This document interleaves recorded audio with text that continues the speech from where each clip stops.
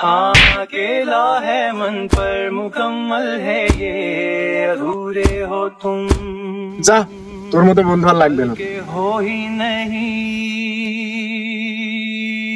যা তোর মতো বন্ধু আমার লাগবে না কিরে মুন্না, কি অবস্থা তো? এই তো আলহামদুলিল্লাহ। তোমার কি অবস্থা? এই তো আলহামদুলিল্লাহ।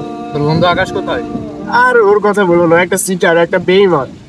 ওর সাথে কোনো কথাবার্তা নাই, কোনো ইয়ে নাই। ও প্রতিদিন গায়ে পড়ে ঝগড়া বাঁধাবে, গায়ে পড়ে ক্যান্সার বাঁধাবে।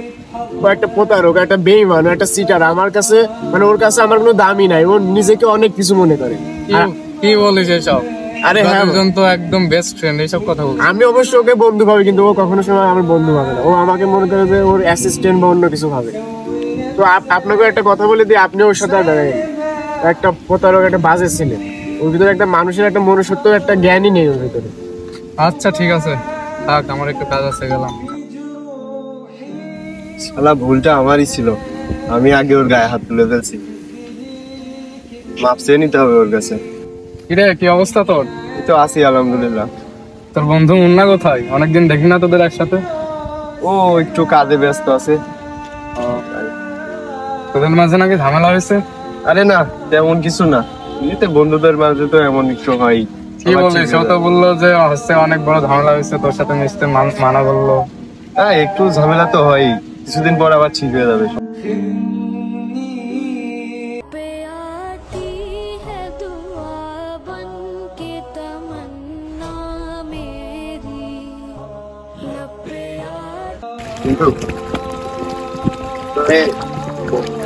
কিন্তু আমার ভুল হয়ে গেছে, তোর গায়ে হাত তোলা আমার উচিত হয়নি, মাফ করে দিই।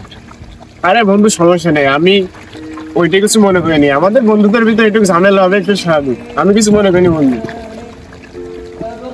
আর আমার যদি কোনো ভুল ত্রুটি খেয়ে থাকে, তাহলে তোর মন থেকে আমাকে মাফ করে দিই। আমি তোর কাছে ক্ষমা চাচ্ছি, মাফ করে দিই। আর আমাদের বন্ধুত্বের মাঝে এইটুকু তো ঝামেলা হতেই পারে।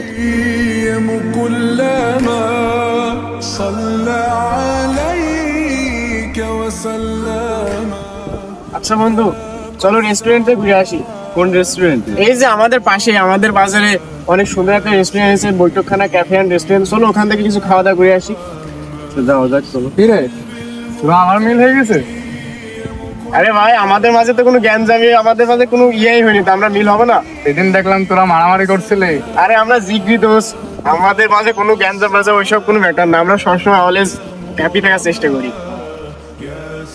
চলো বন্ধু, যাবো আমাদের সাথে, চলো খাওয়া দাওয়া করে আসি নতুন রেস্টুরেন্ট থেকে। না, আমার একটু কাজ আছে, আমি যাচ্ছি না, তোমরাই যাও। আচ্ছা ঠিক আছে, তাহলে থাকেন। হ্যাঁ,